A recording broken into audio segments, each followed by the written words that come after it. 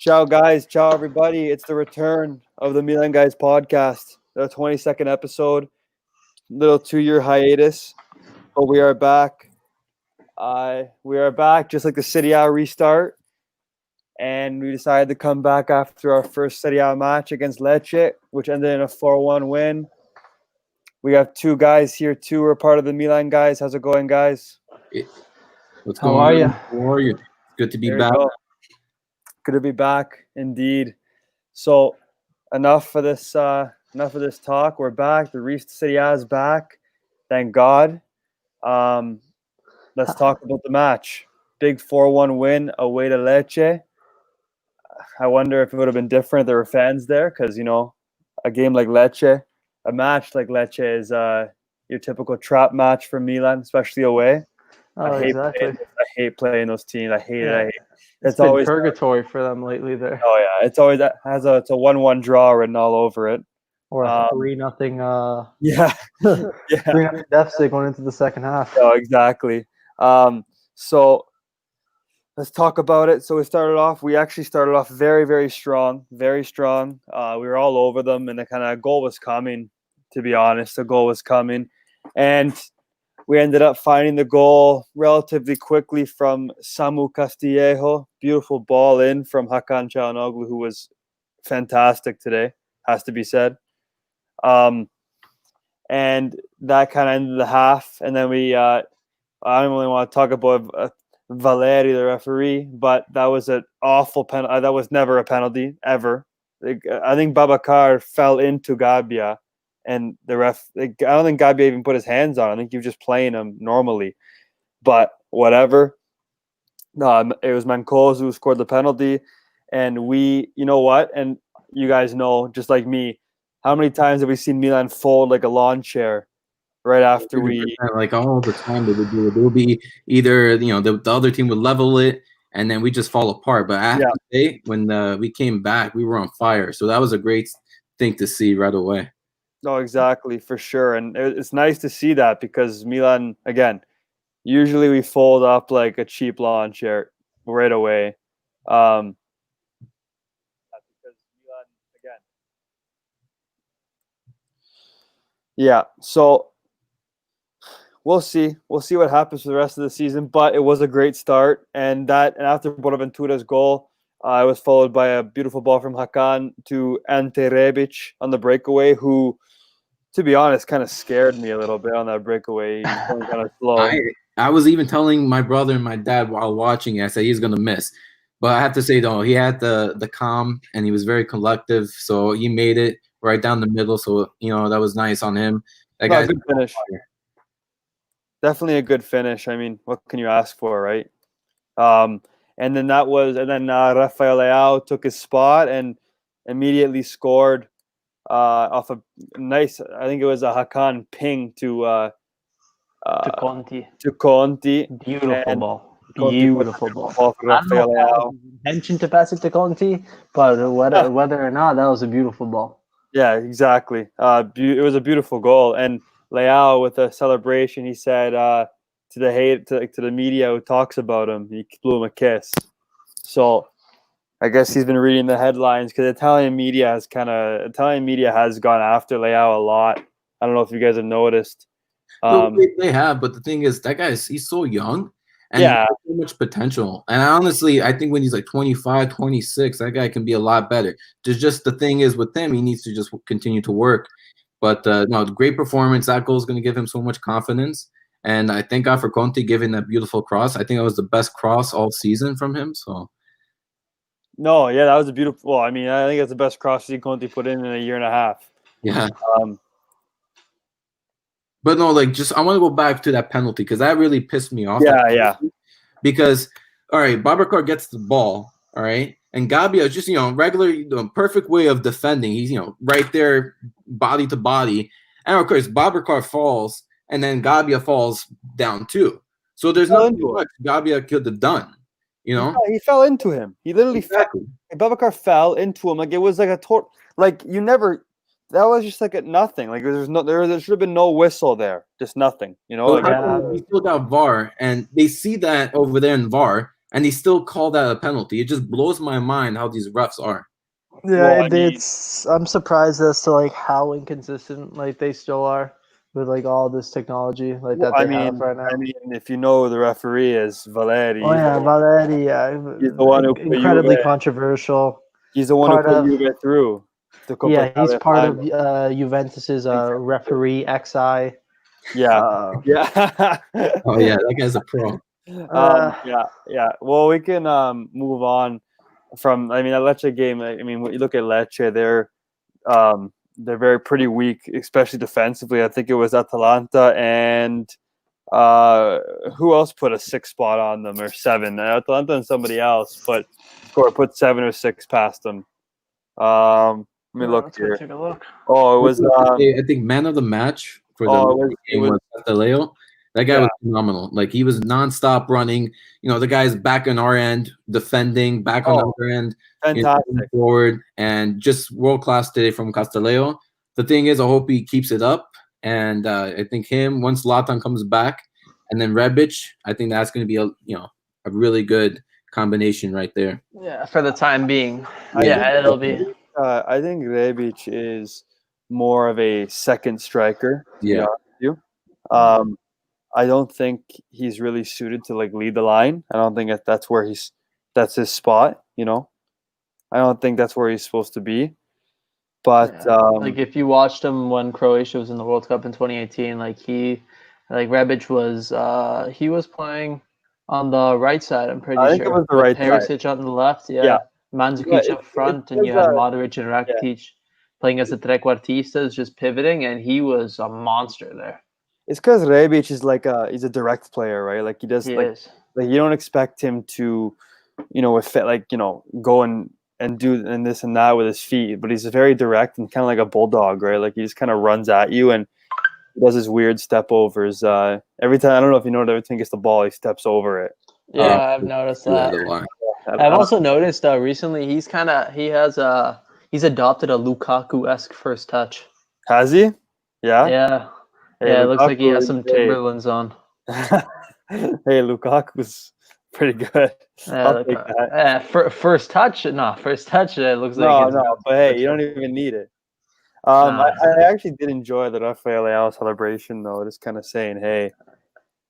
Leao should be starting more. I mentioned to Luca before the game, just like, or actually during the game, I think Pioli should have put Maldini at least in. We're up 4-1. I'm like, let him just get some playing time, get his confidence up. But you know what? He puts Bilia and Paquita, 2 guys who are just awful. Oh no, that's one of the things I'm not sure. I really didn't like. Like you're up, like you said, you're up 4-1 by what time? It was the 73rd minute. They were up by 3 goals.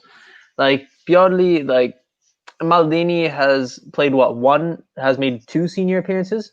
Like both substitutions, or just the one? I think one. The one literally he came on for 30 less than 2 minutes, maybe a minute. Like in a situation like that, like I was saying, why not just throw in Krunic, throw in Maldini, just throw in these guys so you can give them minutes. Like that's like I'm not a professional sports player or anything, but I've known just playing sports basically my entire life. Like you have to give guys minutes. Like you even hear coaches before like rehabilitating players. It's like, right away I gotta send them to the Primavera. They have to get minutes before they can play at a confident level. And so I don't know why Pioli didn't do that, to be honest with you. That's one of the things I really didn't like from him. But I guess he just didn't want to risk anything, seeing how like immaculate Milan has to be these next how many games? 13 games? I think it's 12. 12. Yeah. 12. I guess he just didn't want to risk. So like from that perspective I understand, but also like you have 3 goals. Like you have Romagnoli in the back. Yeah. Like they all played like a tank in defense today. Like no one wanted to attack his side.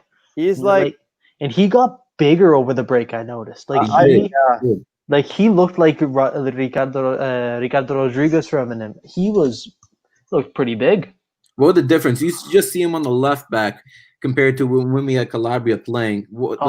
Just like another day. Like just he's 10 times better. That guy's winning the balls. He's always going up. Who? Conti? No, Hernandez. Okay. Sorry. Yeah. So okay. Well, that was gonna be a debate I was gonna have. No, but you know what? Might as well get into it now. Calabria or Conti. Like I don't know. Like I mean, obviously, right? We signed Kalulu, but I'm not sure with COVID when this contract's going to be. I'm not sure when it gets deposited. I have no idea how that works. So we signed Kalulu from Lyon. Um, I'm not sure like what that means. Like, is he able to join in August? Like, or what? I'm not sure. But until then, obviously, our two right back choices are Conti and Calabria, and obviously Conti struggled with injury for 2 years. Calabria was good under Gattuso, but ever since then, he hasn't been.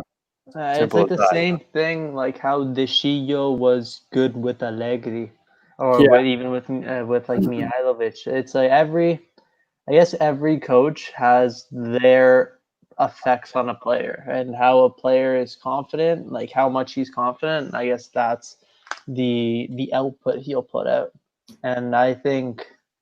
Well, hopefully, like Rangnick comes in and he's able to do something. That was going to be one of our next topics later on, right? In the time being, I think Conte should be playing over Calabria because I don't know. Conte played well today. Seeing a game like that kind of makes me like worry less about that position. If he can do this on a consistent basis, though. Who? Conte. Conte. Yeah, but the thing is, he can't. That guy is always so inconsistent. That's why right back. That's our weakness. Like if it becomes consistent, man, like you know what? Are there better players than him? 100%. But if he plays better, it'd be nice to get who are we linked with? I right back. Who the hell are we? I don't remember. For the mercato, we got to get a right back. We got Kalulu already right there. What's his name? The guy from PSV.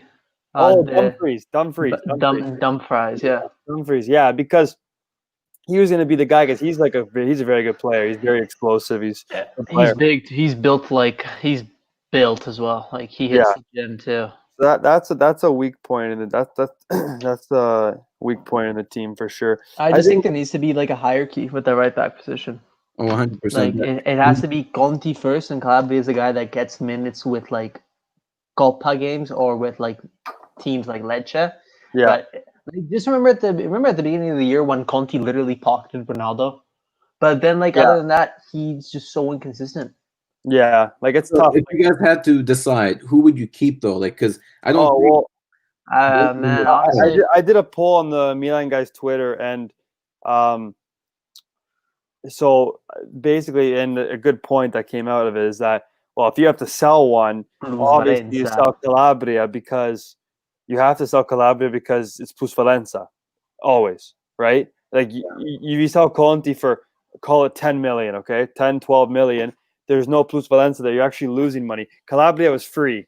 He came up, right? So you sell him for 10 million. That's plusvalenza, the definition of it, So I don't know. And then right away, right there, you can sign a guy for 40 million and give him a 5-year contract. So it becomes amortized to like 8 million euros a year. Yeah. So basically, it's like you're gaining 2 million euros on that acquisition for that. I'm watching Bologna Juve right now. Bologna looks pretty good. They might score. They have a world-class coach. If you want to talk about those sleeves playing right now, we can say that they've been playing awful. So honestly, Juve looks so bad. They've looked so bad. Like today, we looked better than what Juve have looked like against Napoli, against us. And that was my next talking point because obviously we haven't had a show for a long time, and we're looking to become consistent now. Mancini's there. Yeah, he's there watching, or Solini probably. Hopefully Milan sends a scout to watch him. I wanted to chat about that Coppa Italia because I wanted to hear you guys' thoughts on what you thought what you think about it, because realistically, and we all know Juve did not play well on either leg, February or the one, and we had 10 men for half of both ties, and they didn't score one open play goal. So I wanted to hear your thoughts on what you thought went wrong, and I mean obviously the Rebic karate kick, but aside from that, I feel like we deserved to go to that finale there. I feel like that we deserved more than them. I don't think they deserved to beat it. They didn't play better than us. Even when we had 10 men against them a week ago. With the 10 men, we actually played 10 times better than you. We did. Yeah, it We is. could have actually scored with 10 men instead, but I think it was just in the beginning with 11 guys, we just were, Juve kept on pressing and pressing and pressing. Juve have, 10 times better players, world-class guys compared to us. But they were not linking up together. They had no game plan, Juve. And I think us, on the other hand, we defended, I have to say, one of the best defending performances I've seen from Milan in a while. And I think that performance alone gave us more motivation because just the players to feel like, all right, we tied 0-0 with Juve. And it was just a good performance overall. I just think Great that defensive. penalty was ridiculous. All right. Oh, that wasn't in my opinion, wasn't a penalty. But wait, are we talking about the handball in the first we leg? can talk about both, but during that 0-0 game, all right, it did touch his hand. Don't get me wrong. Yeah, it did. But the thing is, it touched Ronaldo's arm right after. So I'm like, to me, it doesn't make sense. Okay, what's the rule? What's the rule? We don't know. No, the rule is if like a foul is committed already. If the foul is committed, the next play is like dead. Like you should be whistling. Yeah. It's not like in football where like you can penalties can offset. Offset. No, I know, but the handball rule has always been a gray area, though. Has to be said. I think, I've already told you in the past, Luke. I think that was in the second game. That was a penalty. Like you should be given a penalty for that 9 times out of 10. Okay, but my question is, if it was the other team, if it was us, we would have got that penalty. No, I don't think so. That's the thing. I don't think so. No. Because Milan don't get penalties. We get about 2 years. Much, breaks. It happened last year with Hakan and Alexandra. Yeah.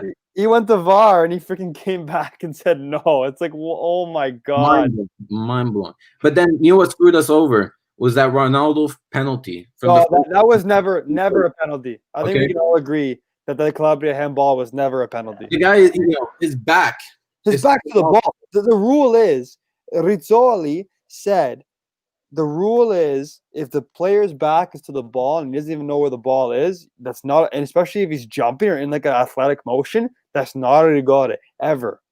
Well, yeah, exactly. The head referee said that, yet the ref during that game called it a penalty. So, like, nothing makes sense. You got the head ref saying something else. And I remember there was another incident.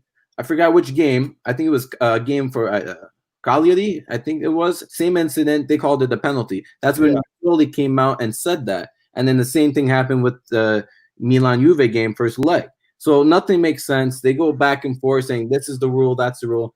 Listen, the handball rule needs to be fixed, but at the same time, the refs always have to be on the same page.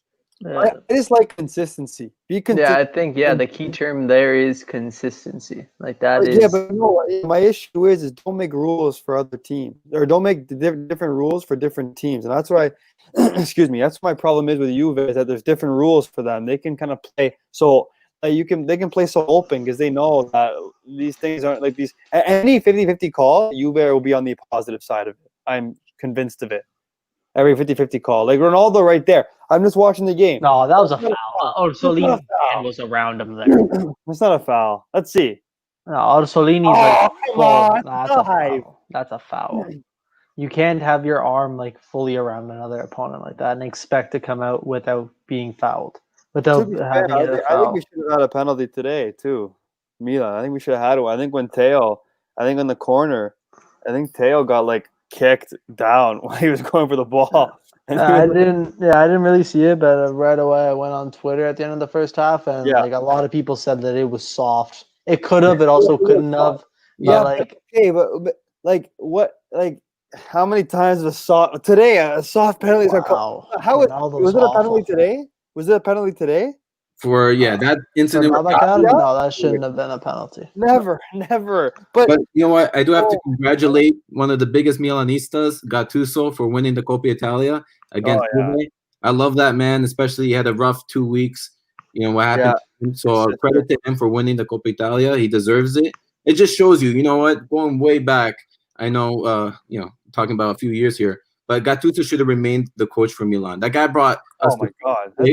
All right, and that winning the Coppa Italia just shows to all the other Milanisti out there that we should have kept him, because I know a lot of Milanisti who just bashed the guy. every time. Every loss was his fault. Because he wasn't a tactical genius. He was people. I still remember on Twitter seeing Grinta Merchant. Like Who is it? Okay, we tried with Gianpaolo. We tried with him, and How'd that work? That was a disaster. I hated that guy. didn't really work well. That was awful. But honestly, the thing was, I would have loved to have seen the right players being bought for that formation. Exactly. Yes, that's what we needed.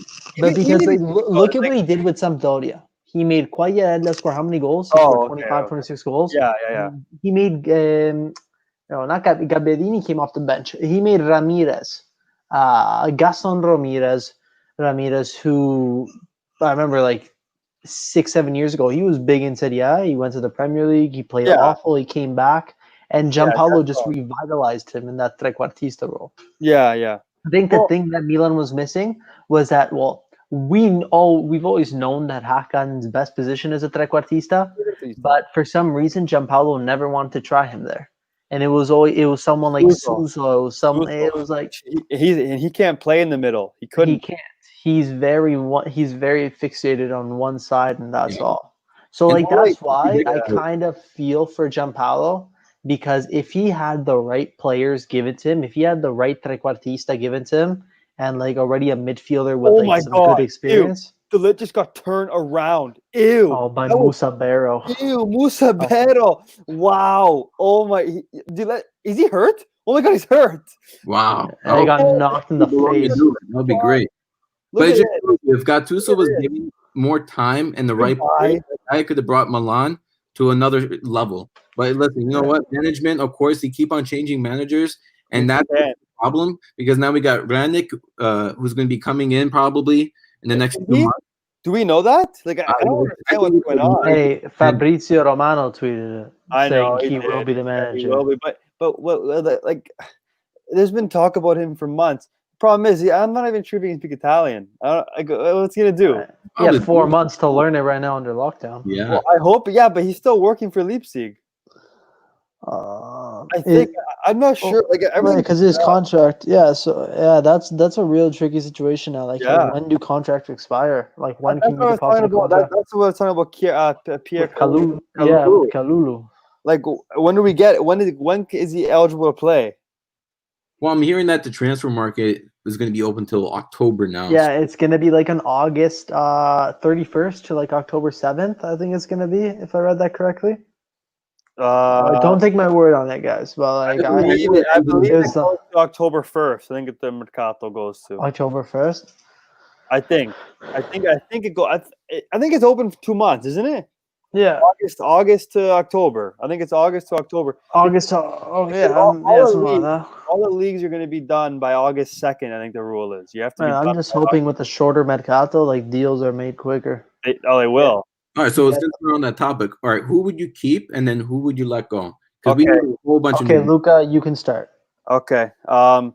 We have. You got to be realistic too, right? If I have to get rid of players. If I had to pick, I guess we'll make it easy. Pick 3 players to go and 3 potential players to come in. Okay. So one is going to be Lucas Paquetá for me. Not good enough. He's not. I'm not even sure if he's suited to play in Serie A. I'm going to be honest with you. I'm not sure if that's the league for him. He's too when Gianpaolo was kind of chirping him, saying he's too Brazilian or whatever. Saying that he plays too Brazilian, with the fancy flicks. I kind of agree. The fancy flicks are just not. Yeah, they look cool, but it's not. That's not you can't play like that. Yeah, you Rabona over. So you're Rabona the ball. You rainbow flick it over someone, but is it really effective? I don't know. I'm gonna go with Paquetá because I feel like there still is a little bit of value there. I think so. We'll go him first. I'll go Calabria strictly for plus Valenza, and that I think Conti is I think Conti, if we can sign a right back, Conti's a better substitute than Calabria. Even though Calabria's Milanista, I like him. I actually like him as a person, but I'm just not sure if he's good enough. I think Conti, healthy Conti, is a bit better than him. And again, plus Valenza, 10 million, 11 million, 12 million, whatever it is. 8 million even, it's all profit. And what's going on in Juve Bologna? No way, rigore per la Juve. No. Are you serious? Rigore per la Juve. No, that's not already gone. No one even touched him. No one touched him. Yeah, that's a dive. There's no way you call that. No. Oh my God, he's calling that.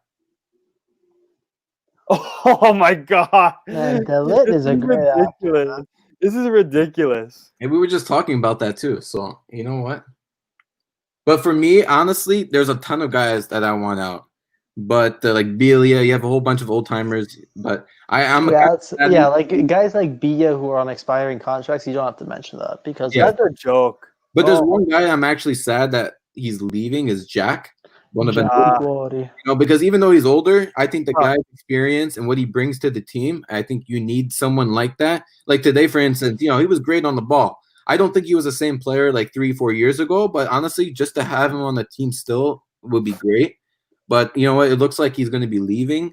But for me, definitely Calabria, Paquita, and I have to say Kessie, because even though Kessie's a hard worker, and you see that even today, but I just think he's so inconsistent and he doesn't bring enough to the team. Just going forward, we have no creativity. Benacer is great, don't get me wrong. And, you see him passing, he does create, but we need more of a player that creates the opportunities that we need. And that's the problem. I think we need a whole revamp in midfield.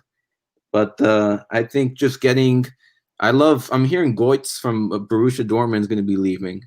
He wouldn't be a bad signing if he's going to be. But I know he's getting up there too. But listen, you know what? I think I wouldn't mind him, but I would really love Jovic from Real Madrid as a striker. Because listen, it's Zlatan. He's old. He's getting up there. He's going to retire soon, and we don't really have another striker up there just to hold up that ball. That player to hold the ball. If we get Jovic from Real Madrid, I think that would be a great signing. And I think the buy from who was he at Lyon, correct? Yeah. Memphis, yeah. Memphis, yeah. I think from Lyon. I think I always loved him as a player. So having him on the wings would be great. And he's fun to play with on FIFA too. Let me tell you that. Yeah. So I think those guys, will make a big difference. But listen, I think a dream for all of us can agree, Tonali. Yeah. I think Tonali's. I mean, I haven't really heard much recently, but I'm not sure if he's going in. They said he was going to Inter, but I don't know. The Italian media pushes forward a lot of Inter stuff. I don't know what it is, to be honest. I don't know. I don't think. I don't know why Conte hasn't put on Modric or Vidal or Bale. They're just running on the bench right now. I don't know what's happened with them. Yeah, Inter. I think it's a joke that Di Marzio's an Interista. Yeah, even Werner and Cavani. I know they have Lukaku and Martinez, but come on, you don't need to leave those two guys on the bench. I don't know. I think Tonali. I'm not sure what's going on with that, but they say Tonali's going to Inter. But I think I would like Bakayoko back. I'm going to be honest. That'd be nice. So I guess to conclude my list, I would say sorry because I got mixed up in this BS Juve cheating as usual.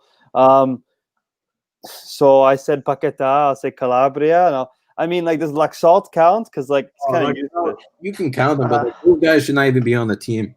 Yeah, no. The reason why we brought him back is for a sub. You know what I mean? We needed We brought him back because we were going to get Anthony Robinson. Remember him? And then his medical, he failed his medical on the 10th day.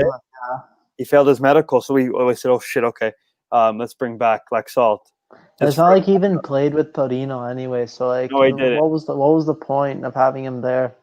Yeah, exactly. And it just you need another guy in case Teo gets hurt, or even a guy with a little bit of pace to sub on in the last couple of minutes. He does have pace. That's his only trait, really. So I'll say Laxalt, Paqueta, and Calabria. I can see as realistic sales this summer. And I want to say Jovic. It depends on a lot of things. Depend on Ibra. I'm not sure what's going on with Ibra. I would still keep him on the team, even though he's a player. I keep him on the team for the experience. You see when I think he's a great focal point. He's a great tutor for the young guys. Look at Leao looked hungry today. Look at him. Yeah, he looked good. Well, I'm not really sure anybody looked bad today. Yeah, no, you can argue that Gabia didn't really play that well when he Fair subbed in. enough, but the penalty Like wasn't other than that, fault. nah, but he made a few mistakes Yeah, like yeah. after that as well. You know Other than what? that, Oh, he hasn't played for like a lot of these guys haven't played for a long that's the time. thing. Like it's I also have a it's like a feeling- car that sits in your garage for like 3-4 months. Yeah. Like you gotta like turn it. You gotta leave it on for at least like 10 minutes before like you start it up. You start revving that engine. You start driving it, or else right away you can't turn a machine on and expect it to work 100%. It's a good analogy. Well, like- I feel Musacchio is going to be leaving. Oh yeah. I'd say Yeah. Mustacho, but the ones that I see mostly, I'll say like Saltpak, and then okay. So I said that, and I like Jovic. I think he's very good, and I like him playing with Rebic again. They link up like I did at Frankfurt. So I'm gonna say Jovic. I want to say Dumfries, and I'd like a centrocampista, like a nice one. Yeah, that's what we need. That's the main. I mean, if you can get Bakayoko, I mean, that's not bad. He's like, not bad, but we still need that creativity. Well, I'd like to if we're gonna continue with a 4-2-3-1.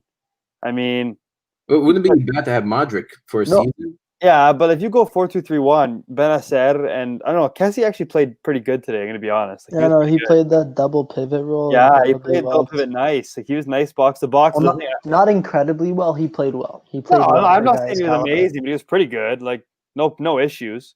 Basically, the less amount of mistakes you have, the better you are for me. Like as long as you didn't make any crazy mistakes, you played a pretty solid game. He was on the ball. The problem with Kessie is that, okay, you want to replace him, but I'm not sure if I want to sell him. That's the problem. I don't know if I want to sell him. He won't be bad coming off the bench. The thing is, with him, he has nothing going forward. Yeah, that's the issue. And that's the thing. Like Benacer, him and Kessie together, they're good together, but like defensively, I can see them as a good pair. They're good defensive, but not like if you need a goal. If you need a goal, that's not the duo right there. That's not a double pivot you want if you need a goal. But like I think I don't want to sell Kessie unless there's like a great offer for him, like 30 million or something like that. But I don't want, honestly. I feel like he's a kind of valuable because he has like he rarely gets hurt. He doesn't get hurt. That's a good thing. He like runs around the whole game. Like he doesn't stop. He's pretty physical. Like he can't shoot. Like just tell him not to shoot. Like, he actually hit the target today, which I was surprised. He never hits the target. But honestly, if we're gonna go 4-2-3-1, finally you're gonna see Hakan in the trequartista position. That's his spot. Like he's much better there. Much better. Don't get me wrong. I'm not a fan of Hakan still. Even though like he won't be bad to keep on the team, coming off the bench, but he's too slow for me. I see him on the ball. Like today he was okay, but other games you see him, he's too slow, has no pace at all. Oh, yeah. Slow too. There's a red card in Juve game right now from the bench. Someone just got sent off. Yeah, like one of the trainers. Oh, trainers got sent off? Yeah. Yeah, here he is. Look, he's grabbing his jacket. Oh no. Classic. Grabbing his mask. Another mask. See you later. Holy crap. What did he say? Like, what could he have possibly said to this guy to get sent off as a trainer on the side? But you guys think Maldini is going to stay or no? That was another topic I wanted to chat about. There's so much to talk about because, there was nothing really chat about for 3 months. So now you just talk about everything, right? But we'll continue with the conversation. We can always talk about it next week. But so I'll say Dumfries, Jovic, and if it's not Bakayoko, I mean, I'd love a Castrovilli. He would be ideal. I think he's an awesome player. I think he's fantastic. I love that guy. Okay, so Marco, I'll go to you then for your 3 and 3. You didn't do the whole thing, did you? Yeah, I just mentioned Calabria to leave, Paquita, and Kessie. We already know Bielia, Laxalt. Those guys are garbage. But okay, so who do you want in for those 3 guys aside from Jovic? Jovic, I wouldn't mind having Götze. The guy has experience. You like Götze? I do like Götze. With his experience, I don't think, he would be bad to have. The issue is a dream of mine. I love him. And just for the wing, Memphis Depay, I love him. Great player. He did have that big injury. Depay would be amazing. I just don't know how much he would cost. I feel like we can afford him a lot. But I know with the coach, the new guy supposed to be coming in, Rangnick. Yeah, he's supposed to be, bringing a lot of young guys. What I'm hearing. He wants to bring guys under 20. He literally fits freaking Gazidis' plan. of he wants the under 23 players who have plus Valenza potential. That's literally what it is. You want guys who have plus Valenza potential, but they did say that their goal is not to become a supermarket. Like, we're not Roma here. Yeah, we're not Arsenal. We're not gonna be like No, Arsenal. we're not Roma. It's a supermarket. But I mean, how many plans have we had since 2015? Right? Yeah, no. You know, we all experience this since the fall of Milan. Every year is the same story. We get all these guys, then new coach. It's just, when is this misery gonna end? The only continuity we have is Gattuso. The only coach who made us dream again was Gattuso. He's the only coach that made us dream again, and it has to be said. It has to be said. Yeah, 100%. Like, and I remember people were like, "Oh yeah, he's not good enough tactically." What? Like, what are you talking? Like, he played a 4-3-3. We played a 4-3. Hakan played there as a left winger. He's not even a left winger. He has like no pace. Like, he has. We played guys out of position. Like, Suso was literally had one move and one move only. Like, and then we had It works sometimes. We literally had, it did work. I liked him. Don't get me wrong, but and our midfield wasn't great. It was Biglia, Kessie, and I guess it was Bakayoko. No, sorry, it's Bakayoko, Kessie, and who was? Oh, was it Bonaventura was injured. So yeah, it was like basically we wanted to move Hakan to that midfield 3, but we didn't have anybody to put as a left winger in his place. It was actually sad. We didn't have the player. No, we didn't have a big the depth there. To put Bora Borini, but I think about that, and realistically, we should have made the Champions League last year. That was the luck on that. It was Inter got so lucky, man.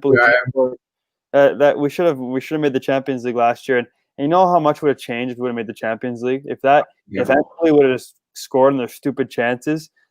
You think about that, we would be in the Champions League this year, and we probably Gattuso would have stayed on, and we would have probably added more experienced players, and we wouldn't have just started from scratch. Like, the Giampaolo experiment was just awful. He came in with a 4-3-1-2, and then after we scored 0 goals against Cesena and Udinese, he said, okay, go back to a 4-3-3 and then a 4-4-2, a 4-4-2. Like, it was just weird. And Ibra, I wish we had Ibra all season. I feel like he would have helped us earlier in the season. We couldn't score. He would have definitely helped us, I think. But we'll see. Umbi, what are you saying for your 3 and 3? Okay, so my 3. So for plus Valenza reasons, Calabria would be top of the list. Just like as I mentioned before, sell him for 10 million. You do the whole amortized value thing. You can get someone in for good money, and it looks as if you still made money on that transaction.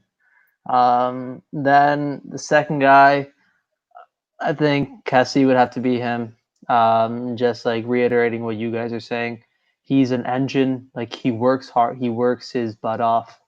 But the thing is, like, he it's like he fades away in the like in the opponent's territory. Like, if he takes a shot, like just watching like previous games, like past games, like whenever he's like relied on, like in the end, to take a vital shot, like he will always sky it. He doesn't have like that little like clutch factor that like a midfielder should have, and like doesn't have the Dybala just scored a beautiful goal. And it's just like he's not. He doesn't have the all around talent that like a midfielder should have at this point. Like, he just runs, which I'd appreciate, but like I'd also appreciate if it was a little bit more technical. Okay, so then moving on, the third guy, I think it has to be Musacchio, like over like a Lac South and stuff like that, because like I think we're all in agreement. I think we're all in agreement that like Lac South and stuff like that, we all want Gonti. He shouldn't even be on a team. But like someone like Musacchio, man, like as soon as Kier came in, he's good. He's always been injured. He got hurt today, but I think they said he's a knock to his knee. But I mean, he did play, like he did come back. Like, I feel like it can't be that long. It can't be that bad, you know? Yeah, no, hopefully not. But yeah, see, like Musacchio right away, like he's injured. Oh, I can't play this game. I'm injured. Like, come on, man. Like, you're a 28-year-old, 29-year-old professional. He went to Barca to get his surgery, didn't he? Yeah. keyhole, whatever the hell it's called, surgery on his knee. Oh, really? The question, he went to Barcelona to get it done. Knock on wood, nothing happens to Romagnoli and Kier. But like today, he's injured. Now Gabbia, we have left. So now just in case we have another injury in center backs, who's going to come in? So it wouldn't be who's that guy going to be? But because the guy wants playing time. But as long as you want 4 center backs, as long as you have 4 center backs, you should be okay. I mean, if all 4 are getting injured, there's an issue there, right? But 4 center backs, 4, and then that's what good about the Primavera, right? You can bring a guy up if you need it. A guy up right away. Exactly. Well, listen, I guess just to finalize my list and the 3 acquisitions, one is going to be a little bit far fetched. One, I'm going to say someone like Kai Havertz, because during this last year, he's just amazed me, the way he plays. Yeah, but I think he might go to Chelsea or something. Yeah, well, like I said, that one wasn't really realistic, but I'm hoping for a miracle there, because that guy looks like he can solve the little creativity issues, the last the offensive third. Basically danger, creativity. Second, just watching the Bundesliga recently, Moussa Diaby has really opened up my eyes. Diaby. He's a technical winger. He knows what to do in situations. He has a good pass. He passes the ball well. And then also for the midfield, how we were saying, because of the lack of having a playmaker there that can make that final pass, with having guys like Benacer and Kessie who win possession back, but you really don't have a crack in the midfield, someone to just make that dangerous pass. I think you need to bring in a Spanish midfielder for that. And one that I was looking at was I'm pretty sure a Levante midfielder. I forget his name. Let me just see if I can find it real quick. Don't rule out. If say Musacho does leave, we could get Thiago Silva on a free transfer, which would be amazing. It depends. I think he might go back to Brazil. I'm not sure. Well, I don't know. Fiorentina want him. I feel like he might go to that guy loves Milan, so I feel like Fiorentina kind of makes sense for him. You think? I don't know. No, we do too, but I can see Fiorentina being interested, kind of thing. Oh yeah, that guy's world class. So I would love him to come back. Imagine Ibra and Thiago coming back and just it'd be nice. The space of Milan transition the golden age again. I just wish we were in the hunt for a top 4 spot right now, for these games. Obviously, I know people hate Europa League, but we have to target trying to make Europa League. To be without Europe, to play without Europe again is not ideal. You have to make the Europa League. There is extra money in Europa League when you play, and if you win, there's money there. It's not like it's just for nothing. It's not friendlies, and you have to admit right now our squad is a Europa League level squad. We're not a Champions League level squad, right? So what do you want to do? And if Rangnick comes in, plays in the Europa League, hopefully does well, and then the goal is a top 4 next year. And I wanted to get into talk about him. They say his preferred formation would be a 4-3-3. I'm not sure. Does anybody know what his philosophy is? No idea, but just watching Leipzig.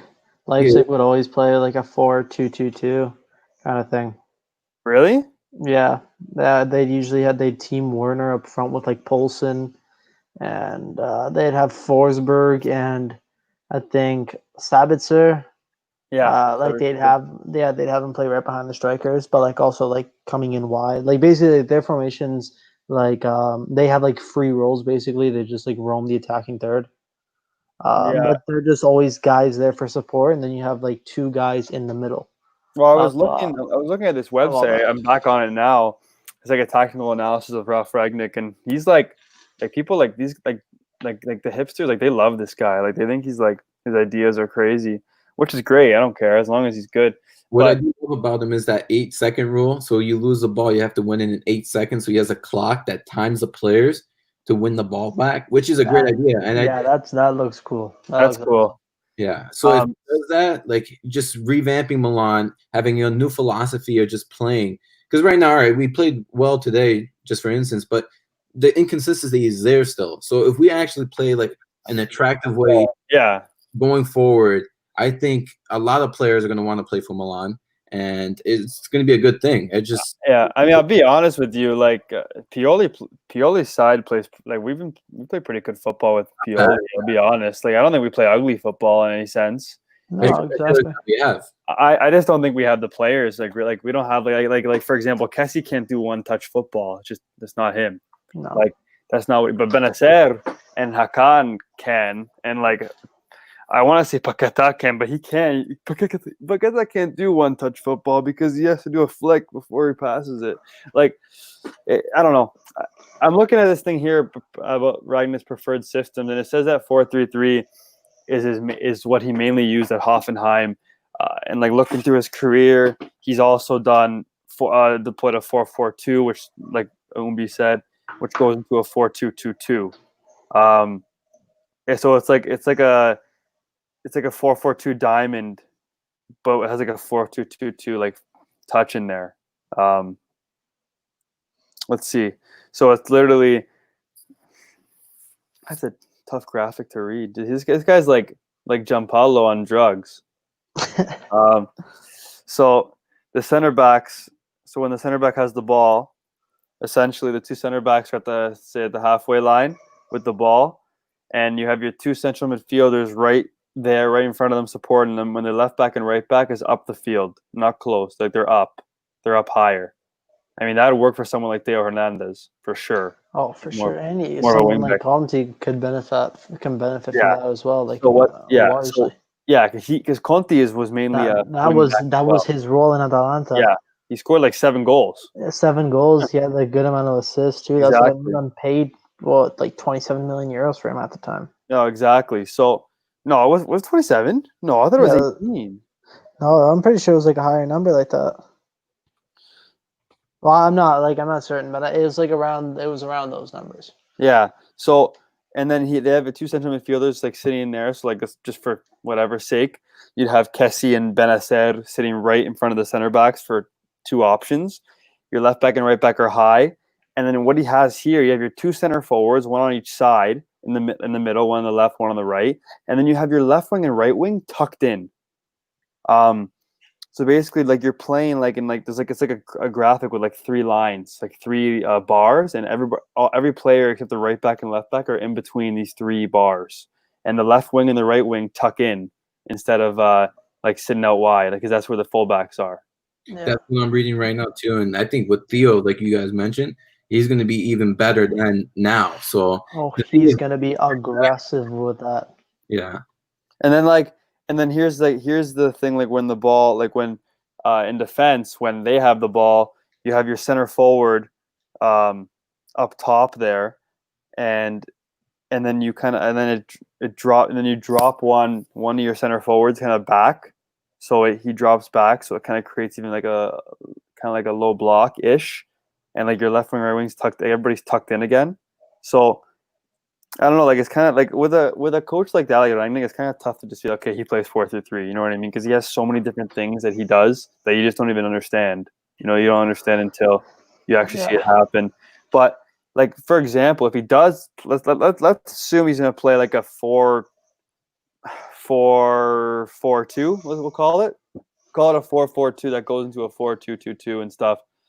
Essentially, I think we have 4-2-2-2. Like someone like Hakan would miss out, but apparently he likes Hakan as one of his key pieces. He does. So, and those are like one of the 3-4 players that you hear saying that Rangnick wants to build the squad around. Well, did you say Benacer too? The other players? He does like yeah, it's like Rebic, Hakan, Theo, Romagnoli. And then like guys, and then like you would just like rotate between guys like Romagnoli, Benacer. Well, I mean, I think Donnarumma is an important part to the project. Yeah, because but if he is, he probably has to work on his feet. Like he has improved with his feet over the past 3 years, but he has to be quick. Yeah, like he has to be like quicker with his feet. Has to be said, he has improved with his feet. Yeah, for sure. I'm a bit more comfortable with him with the ball at his feet. Like not crazy comfortable. Don't get me wrong, but this is to be more confident. That's exactly. So Pioli just said in his press conference that he said Çalhanoğlu ha la qualità per essere un top player. So these coaches love Hakan. I'm gonna be honest, like they think he's top. I don't know if they see, unless he's like amazing in training, but I see it, man. He has quality. I knew when we signed him he had quality. Yeah, he does. You can tell by his touch that he has quality, right? The way he plays with the ball. Like he's not he's okay. Sorry? He's okay for me. Like, don't get me wrong, he is a good player, but for that Milan level that we want. But what's our level, right? Like he's not bad to come off the bench or something like that. Like if you go 4-4-2, he's out of the plan. If anything, maybe a left winger if he comes off the bench in that 4-4-2. Oh, he can't play there. But he can't. So unless he's in the middle as a trequartista, I don't see him like gonna stay. But listen, according to Renick, he loves Çalhanoğlu, so I don't know. It's actually curious to see what he decides. I just, like I said, I think Çalhanoğlu for me is too slow. And just his thinking process, he sucks at free kicks. He's always like supposedly he's like one of the best in the world. I don't see him as one of the best. But YouTube compilation. Just there was one goal he scored with Hamburg, where he just like knuckled it in from half. Yeah, it was again. No, was it with Bayer Leverkusen against Dortmund? No, I think that was with Hamburg. Oh, was it? Okay, Sure, okay, whatever. He also, they bought him from Leverkusen. He would score like tons of free kicks. Yeah, I just got a message from Naim, who's listening right now, saying that like Hakan, like would he play centrally or out wide? And it's like, well, I mean, I'll always say he's better in centrally. He does not have the pace to play out wide. If you ask him, he probably wouldn't say it. He seems like a pretty good team guy, but he wouldn't. He'd probably always prefer central role. But a player like that, you can't burn him on the outside. He has to play in the middle in the one position he's good at. Yeah, it's like what they're doing with Paquetá. Like Paquetá came here from Flamengo playing in a playmaking role right behind the striker, and like he's never been given the opportunity to do that here, and which is why like I'm upset that like up 3, like put him in the middle. Like take Bonaventura out for him. Who did they take out for him? Was it? It was. I think they did like a substitution. It was like Villa Paquetá for like Bonaventura and someone. Oh no! I think Castillejo was Salamakers. So yeah, was it? Yes, that's. No, yeah. He did take Bonaventura out, I think. Yeah, but like I want to like. You need to see like he has to have his aggressive role that he used to have in Flamengo. That's what I'm like trying to put out right now. Yeah. So basically like players like basically just like finalize quickly like players like Çalhanoğlu, Paquetá, they have one position they must be played in that one. You can't risk going out like what like look at what Hakan did on left wing. Like he was okay, but like he was okay. Like did you get the quality out of him that you could? No, exactly. But like I'd like to get the most out of him like you possibly get. Exactly. So I'm looking at here. So yeah, basically Ragnick's going to come in and play a 4-4-2, which functions as a 4-2-2-2. So basically they have 2 like number 6, like a mezzala, right? Number 6 is like a mezzala, right? No, what am I saying? Number 6 is two registas. And number 6 is a regista. Yeah, what am I saying? Number 8 is a mezzala. Like an 8 role. You have like two registas as the anchors, and then you have narrower attacking midfield, like a narrow like a narrow mezzala, not like a trequartista, kind of like a mix between a trequartista and a mezzala kind of thing. I think a player like Hakan actually could fit that because he actually tackles very well. I'm gonna be honest with you. I don't know if you ever see him, but he usually wins the ball when he goes down and slides in. Usually wins the ball. I feel like he can play as like a mezzala / trequartista kind of role in the 4-2-2-2. So. Like, I mean, depends on, but the problem is, where does Castillejo fit, right? Yeah, I think he's just a last-minute sub. I mean, I like Castillejo. He's great. Yeah, like unless Castillejo can, they say, you know what, if he can transform into like a guy who plays on the right side, in behind the 2 center forwards. But the issue is, what kind of center forwards does he like, right? Like he likes a guy like Werner. I feel like more of a guy who can hold up the ball. Ibra. Well, Ibra is good, but the thing is his age. That's the problem. If we get Jovic, because Yeah, he has that experience playing in the Bundesliga, and I think that would be a great opportunity for him to come to Milan because he's barely getting any playing time. I know he was injured at Madrid, but I think he comes to Milan. I think that guy is gonna just excel. But with Castillejo, I think he's a good player and he's been playing great this season so far. But I think if he continues like this and gets even better, I say, why not start him even more? But if he's just gonna be inconsistent, I say, keep him on the bench. We need a new right winger. But as of now, he's not bad. So let's see if he continues this. Yeah, no, but he's just. I like how he contributes defensively. Like he does it all. Yeah, today was the man of the match. He was great. That guy. Maybe Hakan man of the match. Yeah, once Suso left, I have to say Castillejo actually, picked up that spot and actually, did a good job replacing. Yeah. Predictable. So Castillejo, I think he was a good job, and him and Ibra have that good relationship together. So I think it's really positive right now. Yeah, so I think a 4-2-2-2 is what it was going to be, and like you look at it now, like the players. I think a Jovic would be perfect if you can keep. Like I'm not sure what's going to happen with Ante Rebic and Andre Silva. I'm not sure what's happening because I think Frankfurt wants. I think Frankfurt. I don't know what's going on, but because Andre Silva, I don't know if you guys have he's seen. Banging in goals. Yeah, exactly. So, like. If they want to keep him, then we might have to make Rebic and Andre Silva permanent on both sides. There's a 2-year loan for both of them. That was the deal. So, like in Rebic, obviously since 2020 started, he really found his form with Milan, and he scored today. And I like him as a player, to be honest with you. So, but where does he fit in? Does he fit in as a secondary striker? I think so. But so does Leao. So, like Leao is a striker too. I prefer Leao on the wings with that pace. He's not like like you see him, like you saw him today. Like as soon as he gets the ball, he likes drifting wide. Yeah, so he's quick. Because I think he likes trying to burn the opposition with his pace. But like we didn't Milan really didn't buy him for that. They bought him as like someone to like be mentored to like be the future 9 of that team. And so like hopefully like he kind of like loses that tendency. Yeah, because he looks aggressive enough and fast enough to basically replicate. Well, I'm saying this just out of like pure hope, but like to replicate Werner. Yeah, he got the pace. He has the shot. He has the aggressiveness if he really wants to, but he has to stay more central. Then again, this is like a reach.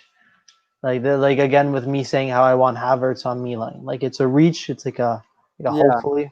But I mean.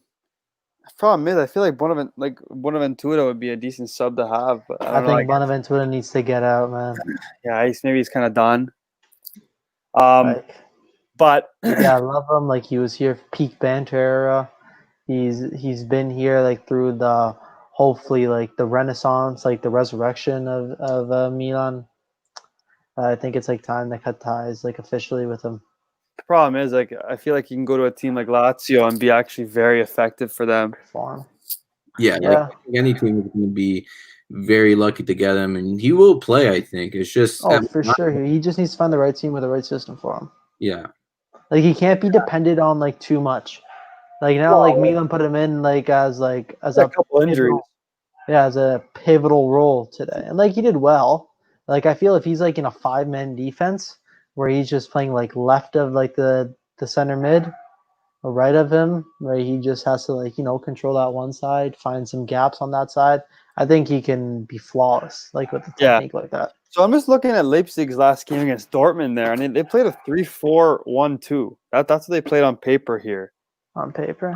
Like with 3 central defenders. Well, then the thing is paper and like not paper. No, I know. Like they can change so much during the match. I remember on Sportsnet they were showing it was like Munich and Dortmund. They were doing close-ups of how their formations hugely change as soon as they're on the field. Yeah, it could have just been a tactical ploy like that, but then a guy out wide would sink in as a fullback kind of thing.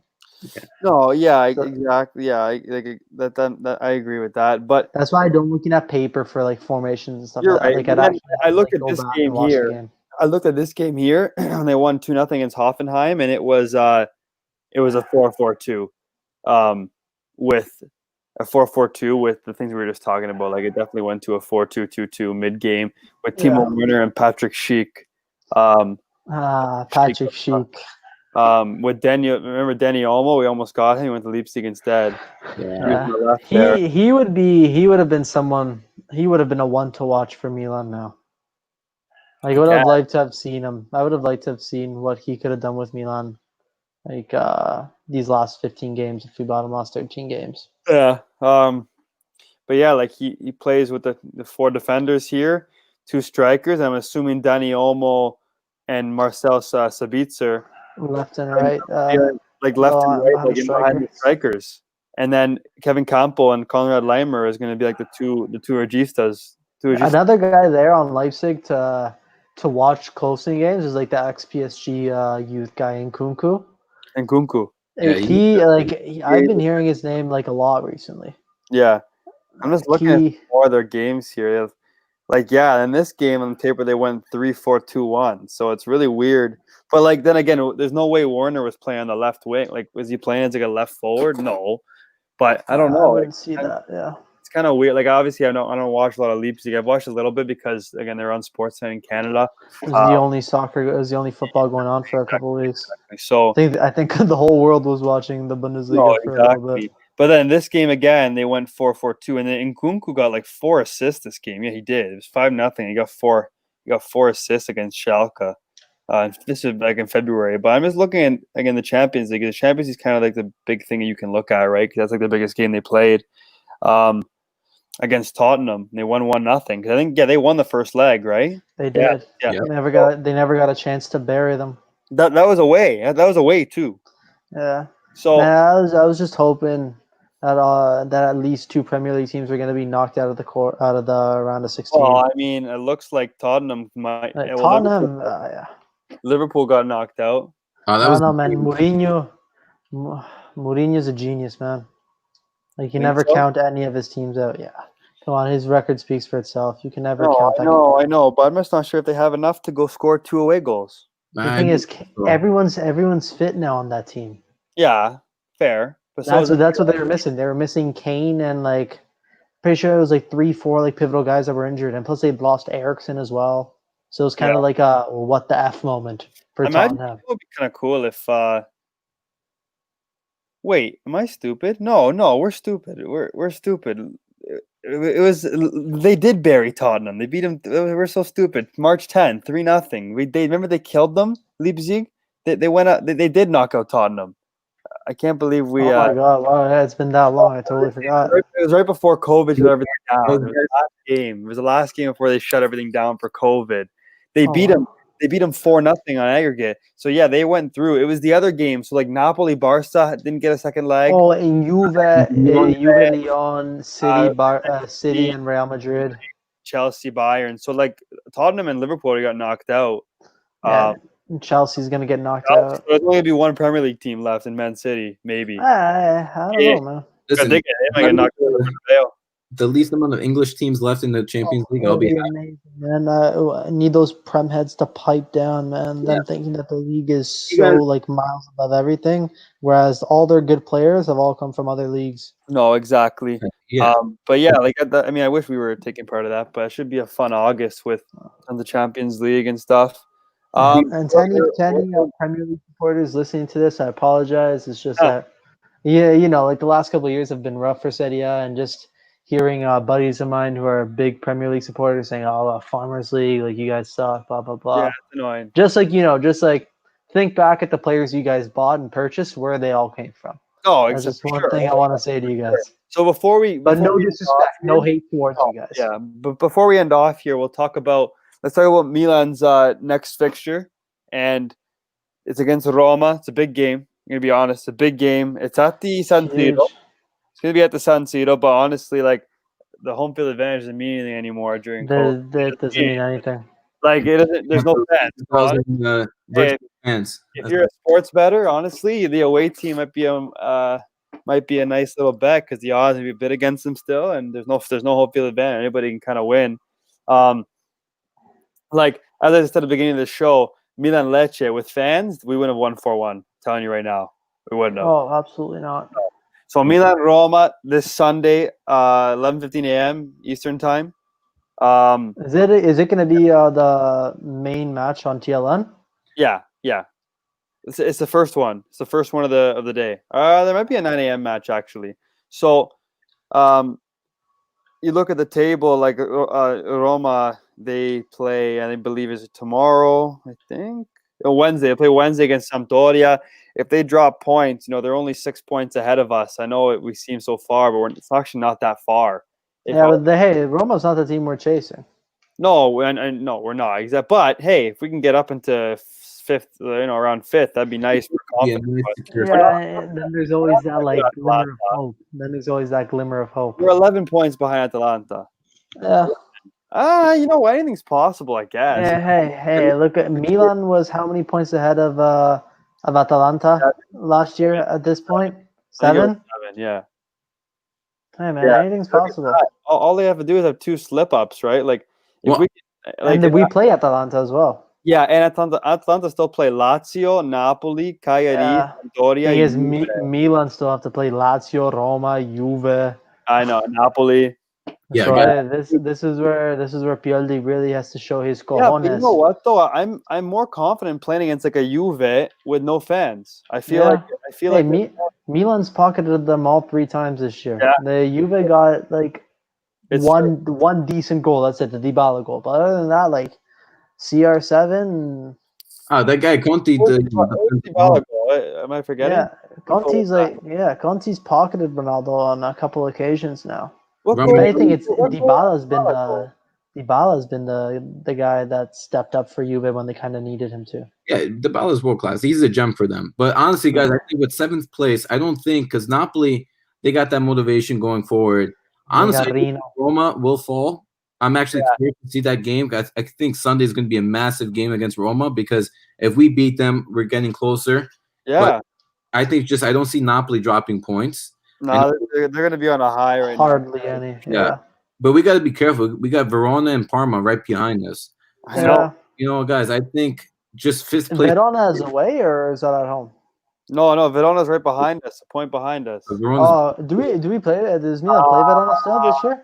We played them away, and no, we played them. We drew them. I think it was it 1-1. I think. Yeah, it was 1-1 in February-ish. Yeah, that was awful. We dominated that game. Okay, so that was the last game. Yeah, and we beat them at the Bentagodi. But,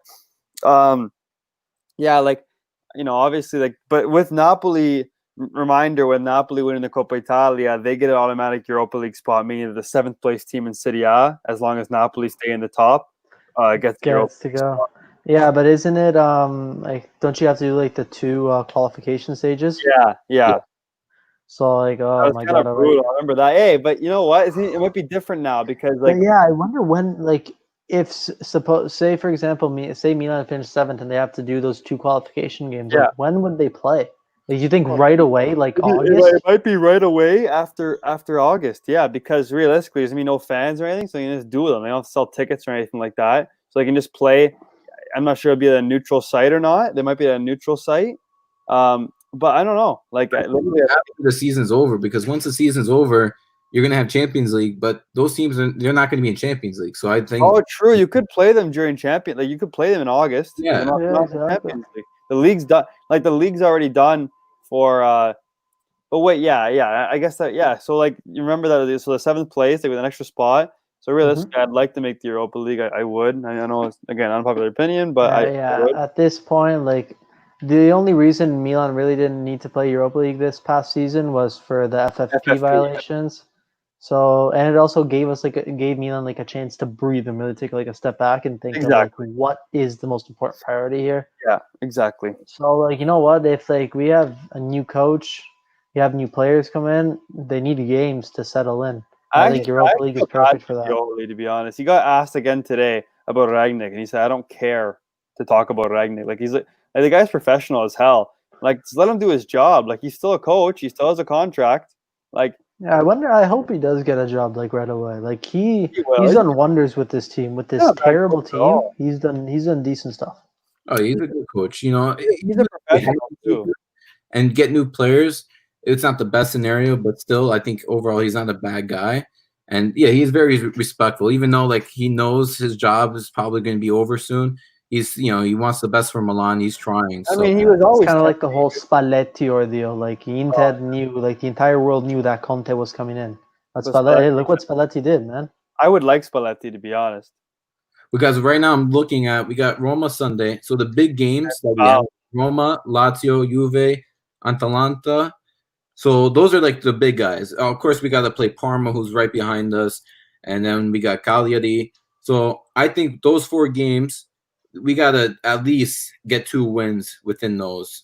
We have to win 2 out of 4. It'd be nice to beat someone like Atalanta, and because if we beat Atalanta, that's 3 points that we gain and they didn't. And if they drop some more points, 1 or 2 wins, then we're only 3 points behind them. You know what I mean? So Exactly, man. and there's still 12 games, and it's not over, right? It's not over till it's over. But those Atalanta guys, they don't feel pressure, man. Oh, those guys Like, score goals at will.